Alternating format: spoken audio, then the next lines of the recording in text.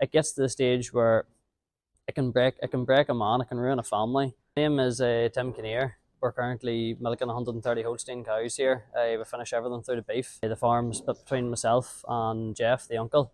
The farm's probably been in the family, I would say, just shy of 100 years.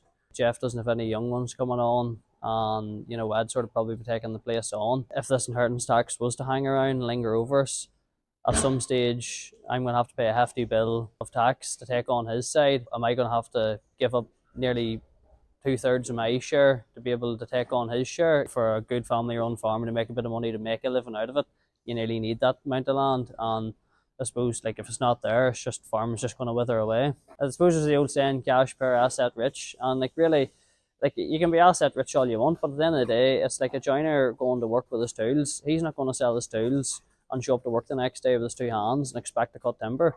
It's the same for farming. If you sell the land, what are you going to farm? The inheritance tax, it's affecting us thinking long term down the farm, because you sort of think to yourself, well, there's not really much point investing this money if you're going to have to flog it to pay heavy inheritance tax down the line. But it doesn't make sense to be spending money, sink yourself into an awful surplus of debt. Farmers are constantly, like ourselves, running on a fine line where you could stumble and throw yourself into a massive debt.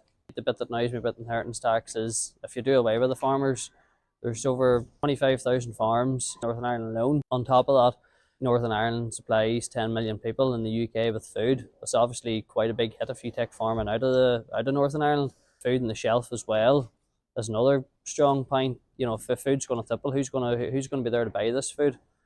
Because people's constantly looking for cheaper means. Whatever surplus of beef there is left, it'll skyrocket. At the end of the day, if I had to sell the farm, I don't know what I would do. Farming employs such a big outlay of people, from truck drivers to shops to retailers. There's no knowing what impact this inheritance tax will have. If farmers do quit, the big question to ask yourself is, why should I be forced to give up the farm?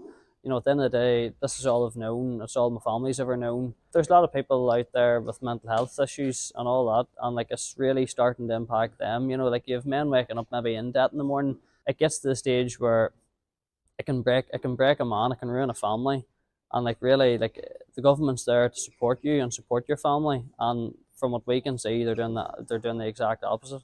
Worldwide, people shouting it's about time farmers paid tax, and I can tell you now, I pay a hefty lump sum of tax every year. It's just, it doesn't seem to count for some reason. We're out here and we're trying to make a profit, and when that profit is made, it's reinvested in the farm. It's like any business, you reinvest to make it stronger, to make it better. It'll just be heartbreaking to see farms deteriorate and fall apart.